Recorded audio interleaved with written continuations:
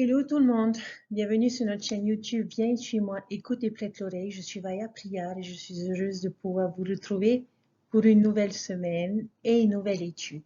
Je vous avais dit que cette semaine, nous découvrirons un nouveau prophète et notamment la personne de Jérémie. J'espère que vous êtes remis de notre étude d'Ésaïe, que vous avez été nourris et comblés par toutes ces études que nous avons faites sur le prophète Ésaïe et j'espère que à partir de maintenant, chaque fois que vous tomberez sur des écrits d'Ésaïe, que vous vous direz plus « Oh là là, je comprends rien à ce qu'il dit ». J'espère vraiment avoir pu aider chacun d'entre vous à mieux comprendre les différentes images que le prophète Ésaïe nous a données à travers ces écrits que nous avons vus ensemble. Au début, Jérémie ne pensait pas qu'il serait un bon prophète. Quand le Seigneur l'a appelé pour la première fois, il a protesté en disant « Voici, je ne sais point parler ». Le Seigneur l'a assuré et rassuré en disant « Voici, je mets mes paroles dans ta bouche ». Jérémie pensait qu'il était un enfant, inexpérimenté. Mais le Seigneur lui a expliqué qu'en fait, il était davantage préparé qu'il ne le croyait, qu'il avait été ordonné à cet appel avant sa naissance. Il a donc mis ses craintes de côté et il a accepté l'appel. Il a mis en garde le roi et les prêtres de Jérusalem que leur prétendue sainteté ne les sauverait pas de la destruction. L'enfant qui pensait ne pas pouvoir parler a fini par ressentir la parole de Dieu dans son cœur, comme un feu dévorant, et n'a pu demeurer silencieux.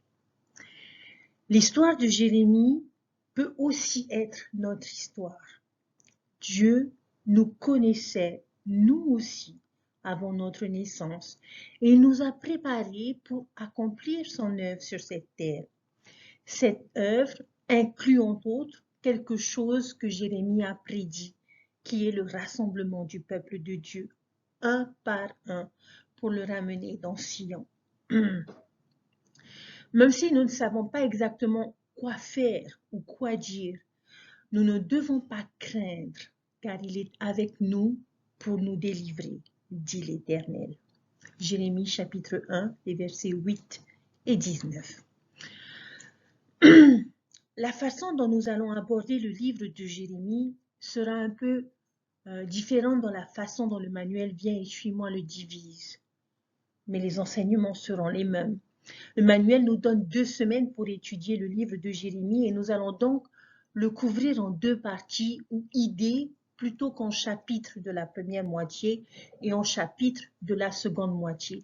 Donc je vais prendre le livre de Jérémie dans son ensemble. Cette première semaine, nous allons nous concentrer sur la vie de Jérémie et sur l'homme et sur certaines des choses que je pense que nous pouvons apprendre de ses expériences personnelles. Jérémie est un peu unique parmi les écrits des prophètes en ce sens que nous obtenons pas mal d'informations biographiques sur sa vie et pas seulement sur sa prédication, sur ses messages. La semaine prochaine, nous examinerons ces messages, ces prophéties qu'il a faites et comment est-ce que nous pouvons les appliquer à nous-mêmes. Alors, voyons ensemble d'abord l'homme et la semaine prochaine, nous verrons son message. Je pense que nous pouvons être entourés d'emplois difficiles pour une raison quelconque. Et le prophète Jérémie est un peu dans cette situation. De tous les prophètes dont nous avons entendu parler dans les Écritures, Jérémie a dû avoir l'une des missions les plus difficiles de tous les prophètes. Et puisque Jérémie est le livre que nous étudions, nous nous tournons souvent vers ce livre pour soutenir notre doctrine unique de l'Église sur la vie prémortelle.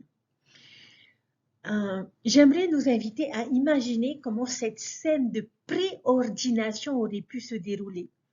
Parce que Jérémie est un prophète connu et en même temps que Jérémie, il travaille avec les habitants de Jérusalem. Et vous avez d'autres prophètes qui enseignent et qui vivent dans la région parce que l'exil babylonien est un peu compliqué et se produit en différentes vagues, différentes étapes.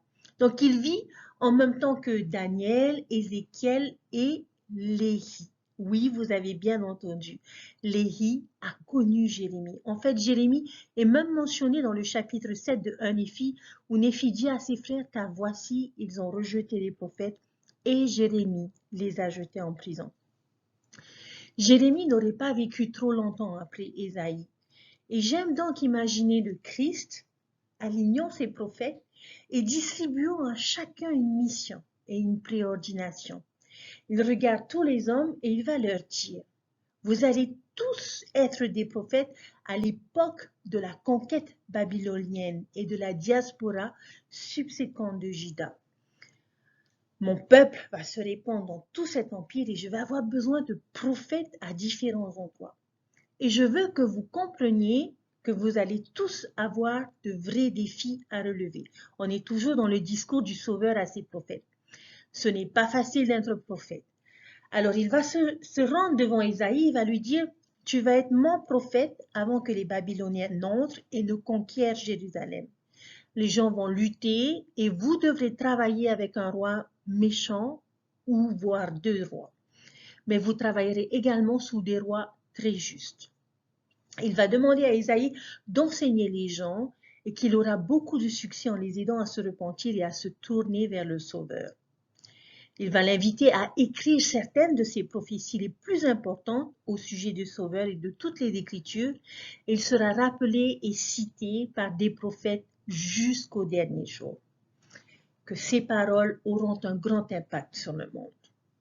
Puis il va se tourner vers Ézéchiel et il va lui dire, Ézéchiel, tu seras le prophète d'une partie de mon peuple qui sera emmené à Babylone après la chute de Jérusalem. Toi aussi, tu auras des difficultés à enseigner aux gens et certains même t'ignoreront et se moqueront de toi. Cependant, Ézéchiel, tu seras bien traité par les Babyloniens et ils te permettront ta liberté religieuse, d'enseigner et d'aider ton peuple à vivre sa foi.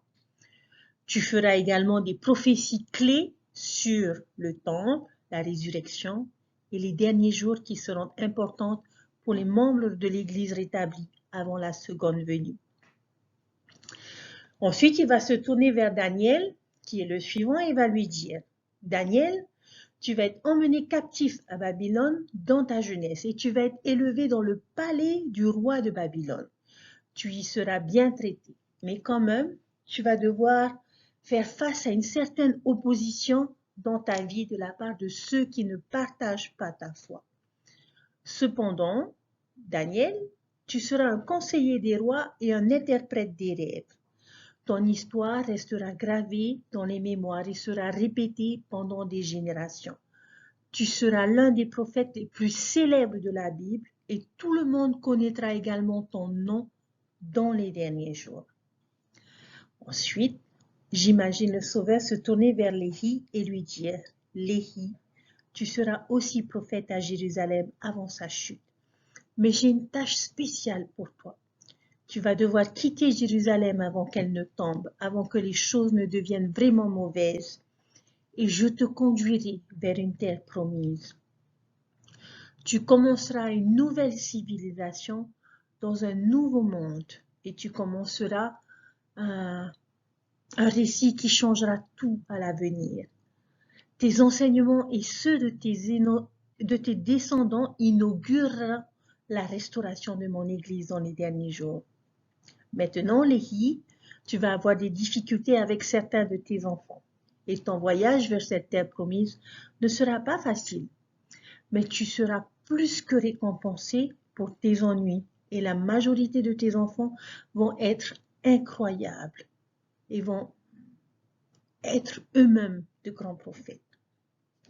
Et enfin, j'imagine le Sauveur se tourner vers Jérémie, d'un air sérieux sur son visage, il va lui dire, Jérémie, je veux que tu comprennes quelque chose. J'envoie toujours des prophètes à mon peuple, même quand ils sont méchants. Je dois continuellement leur donner l'occasion de se repentir. Et même si je sais qu'ils ne se repentiront pas, j'ai besoin que mes jugements soient justes. Alors ils doivent avoir un prophète pour les appeler au repentir et leur donner cette chance. Jérémie, tu passeras donc ta vie à enseigner les habitants de Jérusalem et tu feras face à toutes sortes d'oppositions. Tout le monde sera contre toi. Tu vas ressentir une grande douleur physique, une douleur émotionnelle et une douleur spirituelle tout au long de ta vie. Tu seras continuellement ignoré, moqué, renvoyé, persécuté. Malheureusement, malgré tous tes efforts, tes paroles n'auront pratiquement aucun effet sur ton peuple. Il ne t'écoutera pas et à la fin, tu mourras en martyr. Et en passant, dans les derniers jours, tes paroles ne seront pas non plus citées ou étudiées très souvent. Alors Jérémie, bonne chance. Chers frères et sœurs, je peux juste imaginer le visage de Jérémie pendant que le Seigneur lui dit tout cela. Les yeux écarquillés, la déglutition difficile alors que chaque détail sinistre lui est répété. À mon avis, je pense que Jérémie a obtenu l'une des préordinations les plus difficiles des prophètes de son temps et de tout prophète d'ailleurs. Personnellement, j'aurais pas aimé être à sa place, combien ça aurait été dur pour moi d'accepter cette préordination. Ce que je veux d'abord nous aider à comprendre, ce sont les détails de cette tâche difficile. Je veux nous donner une idée de la vie de Jérémie car je sais que son message signifiera plus pour nous si nous connaissons le contexte dans lequel il a été donné. On va donc essayer de répondre à deux questions importantes sur l'opposition à laquelle Jérémie a été confronté dans sa vie. Qui et comment?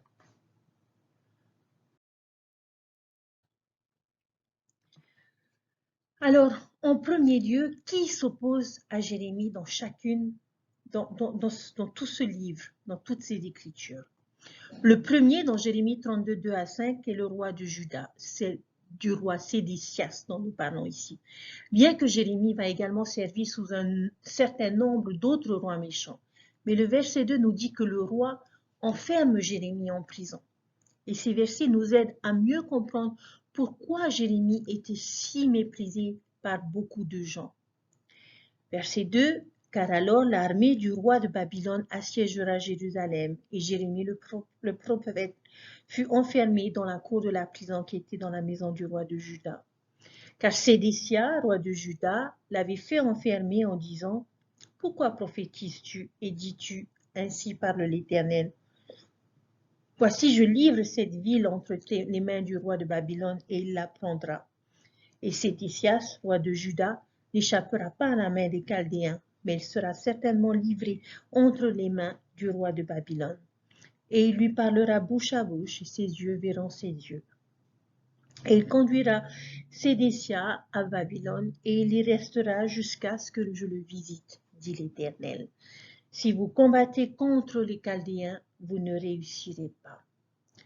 Jérémie prophétise que les Israélites vont perdre la guerre avec Babylone. Ils ne pourront pas résister au siège de Jérusalem et la ville va finir par tomber et être détruite. Sédécia va être emmené captif. Jérémie va être emmené captif à Babylone. Et vous pouvez imaginer que ce message ne passera pas très bien. Ils l'accusent de trahison. Comment oser ne pas soutenir l'effort de guerre? De quel côté était Jérémie? Et c'est pour cette raison qu'ils le mirent en prison. Chapitre 38, verset 4, les princes voulaient que Jérémie soit mis à mort. Les princes du peuple veulent que Jérémie soit mis à mort. Les princes étaient les officiers ou dirigeants du peuple. C'était la noblesse, c'était la section d'élite de la société dont nous parlons ici. Non seulement ils vont accuser Jérémie de trahison, mais que ses paroles affaiblissent la volonté des soldats qu'ils envoient pour défendre la ville. Mais vraiment, qui a ces soldats en tête? Jérémie. Il sait qu'ils vont mourir inutilement s'ils vont combattre les Babyloniens. Il sait que c'est une course ridicule, mais s'ils écoutent Jérémie, ils vivront. Les prêtres et les faux prophètes du peuple disent qu'il était digne de mourir. Ici, ce sont les prêtres et les faux prophète qui s'oppose à Jérémie. Non seulement il fait face à une opposition sociale et politique, mais où il fait aussi face à une opposition religieuse.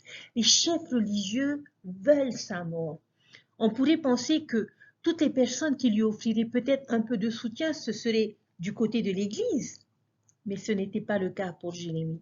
Même les prêtres s'opposaient à lui. Qui d'autre? Les chefs des forces et toutes les personnes refusent d'écouter les conseils de Jérémie. Dans cette question, nous avons en fait deux groupes de personnes qui s'opposent à lui. Nous avons une opposition militaire et ensuite nous avons une opposition de tout le peuple. Personne n'était de son côté. Chapitre 12, verset 6, même son frère l'a trahi. Et ce prochain est vraiment triste parce qu'il est dit dans le verset 6, car même tes frères et la maison de ton père, même ils ont agi en traître avec toi. Oui, ils ont appelé une multitude après toi. Ne les crois pas, bien qu'ils te disent de belles paroles. Ainsi, même sa propre famille est contre lui. N'est-ce pas triste? Le Seigneur avertit Jérémie dans ce verset de leur faire confiance.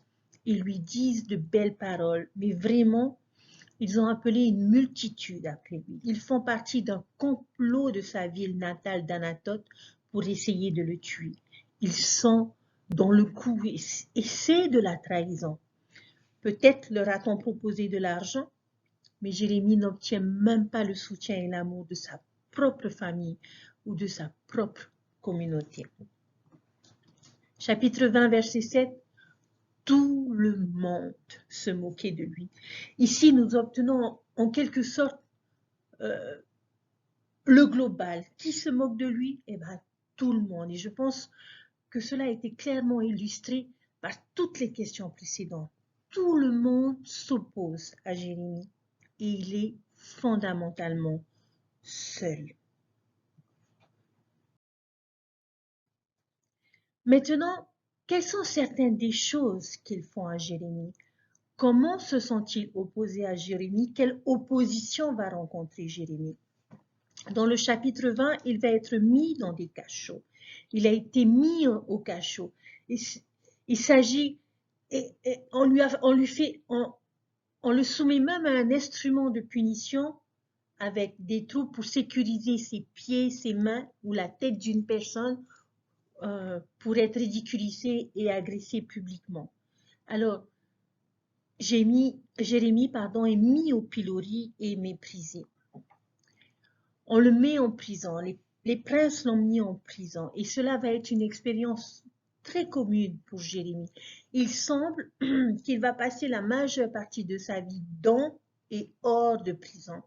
Le verset 16 nous dit qu'il est enchaîné et qu'il y reste plusieurs jours. 38,6, il le jette dans un cachot où il n'y a pas d'eau, mais il y a quoi? De la boue. Il le jette dans un bourbier. Alors il le jette dans une fosse boueuse. Et c'est assez profond pour dire qu'il sombrait dans la boue. Maintenant, personnellement, je trouve cela misérable. Cela a dû être un véritable enfer pour Jérémie. Avez-vous déjà essayé de travailler ou de faire une randonnée avec des vêtements mouillés ou des chaussettes et des chaussures mouillées? Savez-vous ce qui arrive à nos doigts et nos orteils si nous restons assis trop longtemps dans notre baignoire, par exemple, ou dans l'eau? On les voit tout flétris. Et imaginez ce que serait sur le long terme de rester dans cet environnement humide et sale pendant des jours. Cela a dû être une véritable torture. Et si vous continuez à lire l'histoire au chapitre 38, nous découvrons que l'un des serviteurs du roi va prendre finalement la parole pour Jérémie et va plaider pour qu'il soit fait sortir du cachot avant de mourir. Donc, en fait, Jérémie, dans ce donjon, était en train de mourir. Il était certain de ne pas durer très longtemps. Alors, ils vont prendre 30 hommes et laisser tomber des cordes dans la fosse du cachot et vont dire à Jérémie de mettre de vieux vêtements et des chiffons pourris sous ses bras afin qu'il puisse être tiré hors de la boue. Cela nous montre combien devait être profond et collant ce bourbier. Cela nous dit aussi qu'il devait être faible et malade à l'époque parce qu'il ne se contente pas de lui jeter une corde pour lui permettre de sortir parce qu'il n'avait probablement plus de force pour le faire. Il aurait été trop faible pour tenir le coup. Ils ont dû donc le tirer par les aisselles. Okay? Chapitre 36. Le roi prend toutes les paroles et les prophéties que Jérémie avait écrites et qu'est-ce qu'il fait? Il les brûle. Si cela ne suffisait pas, il les déchire. Et vous savez qu'à l'époque de Jérémie, il n'avait pas de traitement de texte ou de disque dur de sauvegarde comme nous aujourd'hui pour pouvoir imprimer.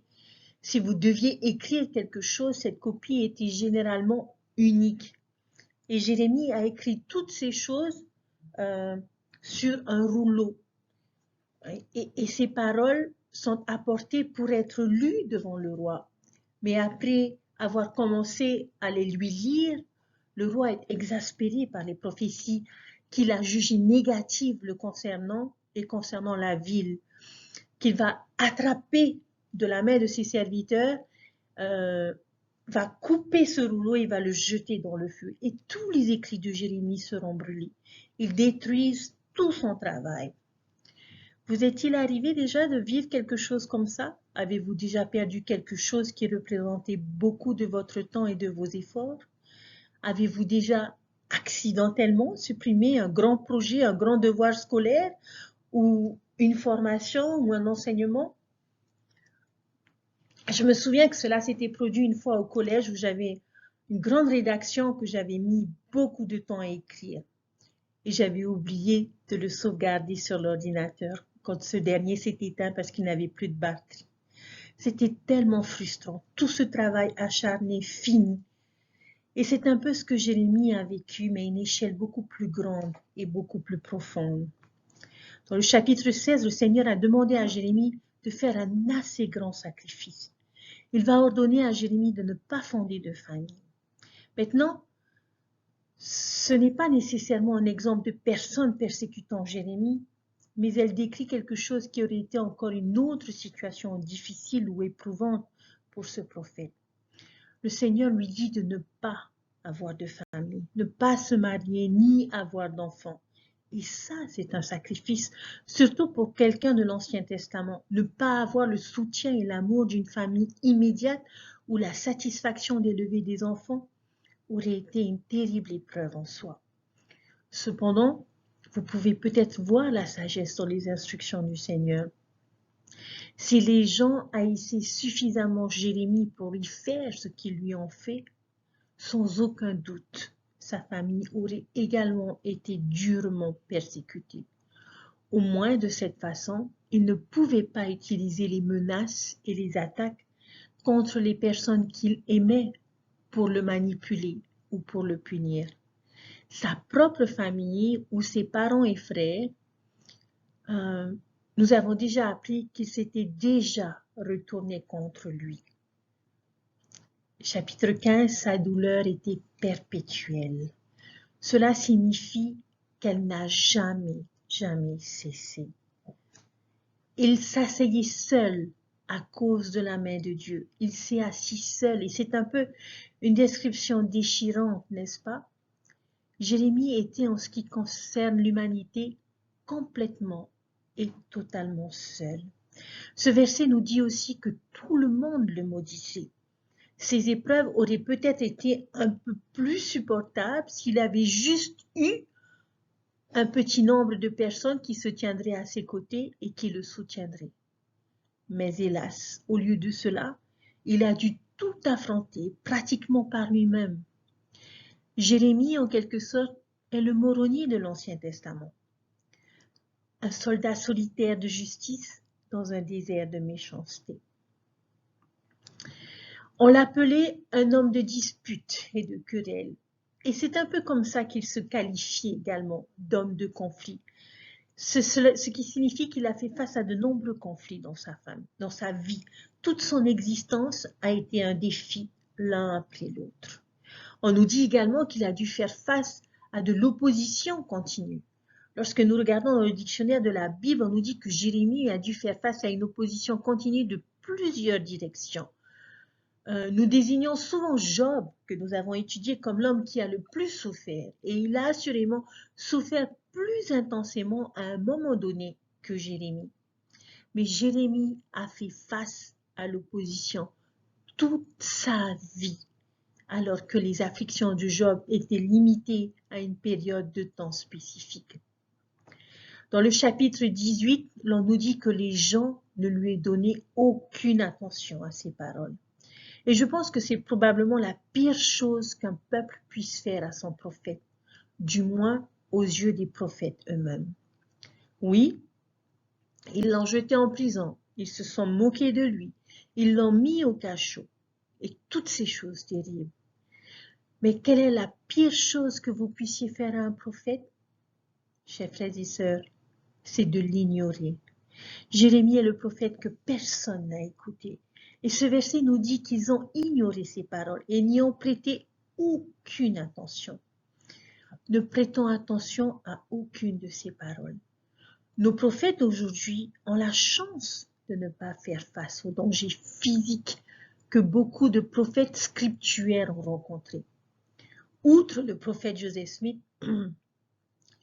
nos prophètes des derniers jours ont bénéficié d'une relative sécurité physique.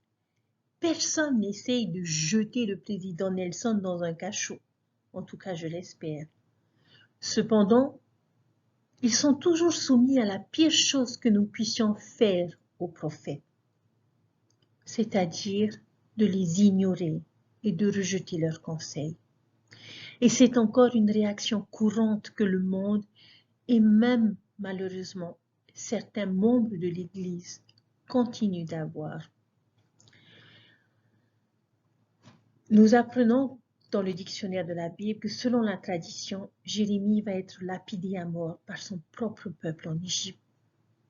Et nous apprenons également que c'est en martyr que le prophète Jérémie va mourir. Nous verrons ces choses de plus près un peu plus tard dans notre leçon. Mais nous voyons que les choses ne s'améliorent jamais pour le prophète Jérémie. Il va souffrir jusqu'à la fin de sa vie. Son histoire mortelle n'a malheureusement pas une fin heureuse. Maintenant que vous avez une image suffisamment vivante de ce en quoi consistait la vie de Jérémie, ne la trouvez-vous pas assez sinistre? Nous savons que Jérusalem va être détruite selon les paroles de Jérémie.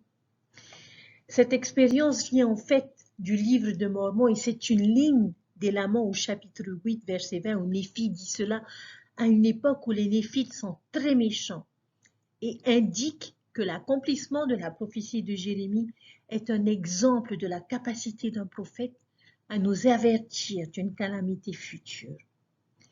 Les paroles que Jérémie va partager et que nous allons découvrir ensemble vont se réaliser tout comme les prophéties de tous les prophètes. Nous savons que Jérémie avait raison depuis le début parce que, en effet, Jérusalem va tomber. Alors, pour notre vidéo d'aujourd'hui, j'aimerais que nous nous demandions quelles sont certaines des leçons que la vie de Jérémie peut nous apprendre. Et j'aimerais partager quelques principes avec vous. Peut-être une plus évidente serait les prophéties des prophètes se réalisent toujours. Alors, écoutons-les. Un autre principe est celui de ne pas rejeter les paroles des prophètes simplement parce que leur message est difficile à accepter. Les prophètes ne nous disent pas toujours ce que nous voulons entendre.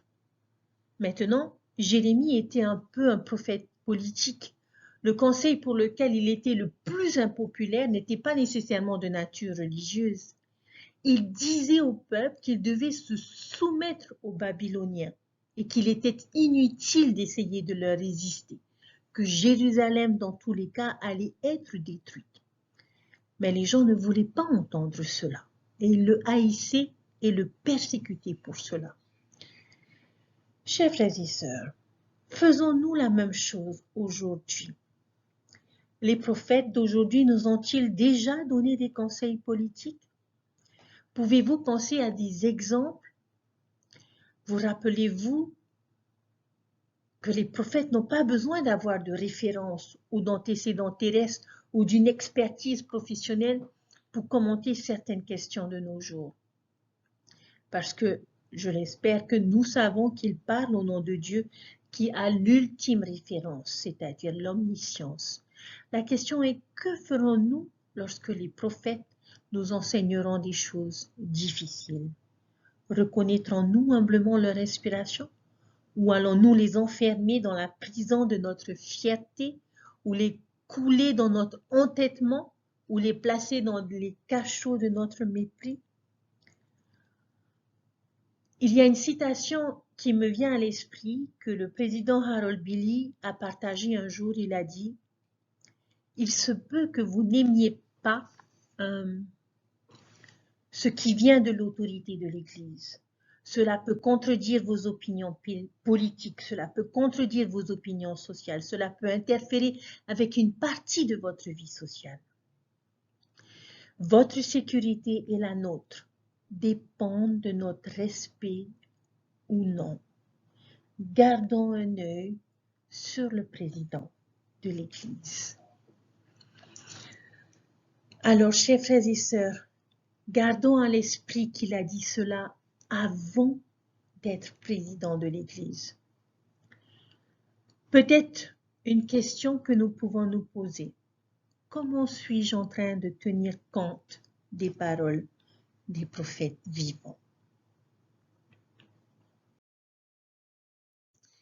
Chers frères et sœurs, pour conclure notre discussion ici sur l'importance de suivre les prophètes, j'aimerais apporter mon témoignage personnel.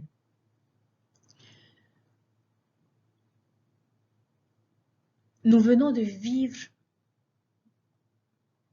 une merveilleuse conférence générale du mois d'octobre, où nous avons été enseignés, où nous avons été édifiés, où l'on nous a donné des conseils et de recommandations. Et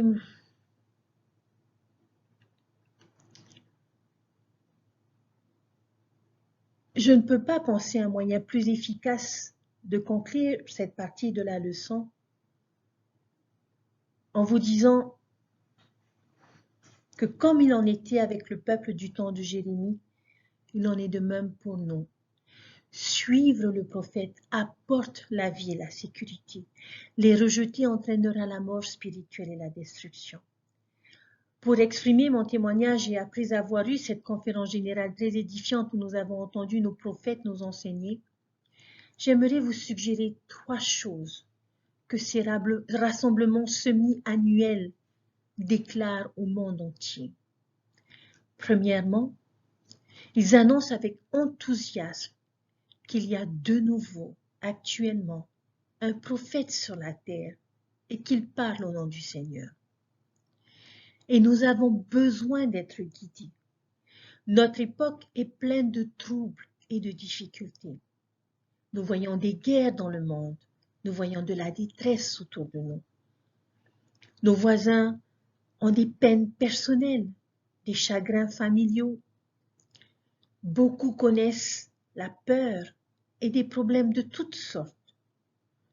Cela nous rappelle que lorsque ces brouillards de ténèbres ont enveloppé les voyageurs dans la vision de l'arbre de vie et de Léhi, ils ont enveloppé tous les gens présents, qu'ils soient justes ou injustes, jeunes ou âgés, nouveaux convertis ou anciens membres. Et dans cette allégorie, tous ont connu l'opposition, la douleur, et seule la barre de fer, qui est la parole de Dieu, pouvait les conduire en sécurité. Nous avons tous besoin de cette barre de fer, nous avons tous besoin de cette parole. Personne n'est en sécurité sans elle. Et quand elle fait défaut, tous peuvent tomber dans des sentiers interdits et se perdre, comme nous le rapporte le récit. Combien je suis reconnaissante d'avoir entendu la voix de Dieu et d'avoir ressenti la force de cette barre de fer lors de ces 2 derniers jours de conférence. Il arrive au fil des ans que certaines personnes disent que les autorités dans leurs déclarations ont perdu le contact avec la réalité, qu'elles ne connaissent pas les problèmes et euh, que certaines des règles et pratiques sont devenues démodées et ne se valent plus à notre époque. Mais je vous témoigne avec toute la ferveur de mon âme que jamais, ni dans ma vie privée, ni dans ma vie professionnelle, je n'ai côtoyé des personnes qui soient aussi au courant, qui connaissent aussi bien les problèmes qui se posent à nous, qui regardent si profondément dans le passé et qui restent si ouvertes sur l'avenir et qui pèsent si attentivement et à l'aide de la prière tout ce qui se trouve entre ces deux choses. Je témoigne que la compréhension de ce groupe d'hommes et de femmes sur les problèmes de moralité et de société dépasse celle de tout groupe de réflexion ou d'experts que je connaisse dans ces domaines. Je rends mon témoignage personnel que ce sont d'une grande bonté qu'elles travaillent dur et vivent humblement. Chers frères et sœurs, ce n'est pas une petite affaire que l'Église déclare au monde qu'elle a des prophètes voyants et révélateurs. Et nous le déclarons. C'est une véritable lumière qui brille dans un monde inténébré et elle vient de ses sources. La deuxième chose, chacune de ces conférences est un appel à l'action, non seulement dans notre vie, mais en faveur des gens qui nous entourent, ceux de notre famille, de notre religion, ainsi que les personnes qui n'en font pas partie. Le président Hinckley nous a rappelé un jour, lors du 150e anniversaire des convois de charrettes à bras, la conférence générale qui s'est tenue en octobre 1856 dans la vallée du lac Salé, où des membres chancelaient sur les derniers kilomètres dans les plaines gelées du Nebraska et n'allaient pas tarder à être bloqués dans les neiges infranchissables du Wyoming. Il a fait part de l'élocution du président Brigham Young qui s'est adressé au sein de la conférence générale où il a dit « Allez, ramenez ces personnes qui sont en ce moment dans les plaines ». Tout comme porter secours aux personnes en détresse était le thème de la conférence d'octobre 1856, c'est aussi le thème de notre dernière conférence, de la précédente, de la suivante et des prochaines. Ce ne sont peut-être pas des vents violents, des enterrements dans un sol gelé que nous aurons à affronter au cours de notre vie. Mais il y aura toujours des nécessiteux, des pauvres, des fatigués, des découragés, des affligés, des personnes qui s'égarent dans les sentiers interdits et des multitudes de personnes qui ne sont empêchées d'accéder à la vérité que parce qu'ils ne savent pas où la trouver. Tous sont là, les genoux qui chancellent et les mains languissantes. Et le mauvais temps arrive. Ils ne peuvent être secourus que par les gens qui ont plus, qui savent plus et qui peuvent aider davantage. Ne nous soucions pas de demander où sont-ils, parce qu'ils sont partout, à notre droite, à notre gauche, dans notre quartier, sur notre lieu de travail, dans chaque collectivité, chaque pays du monde.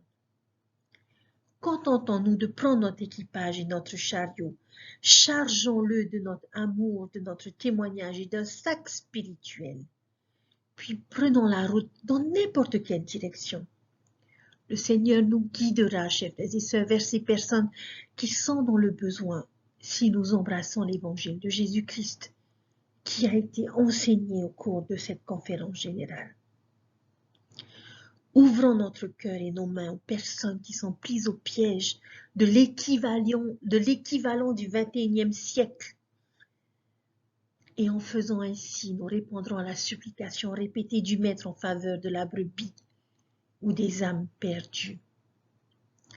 Et enfin, le troisième point, une conférence générale de l'Église est une déclaration au monde que Jésus est le Christ, que lui et son Père, le Dieu et le Père de tous sont apparus au jeune Joseph Smith en accomplissement de la promesse d'autrefois que Jésus de Nazareth ressuscité rétablirait son Église sur la terre et qu'il reviendrait de la même manière que les saints de Judée l'avaient vu aller au ciel.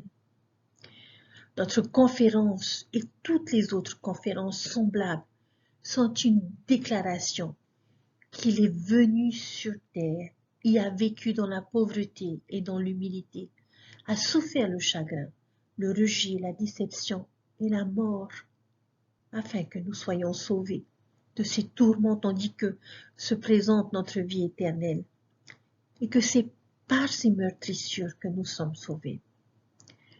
Cette conférence proclame à toutes les nations, familles, langues et peuples la promesse empreinte d'amour que sa miséricorde durera toujours.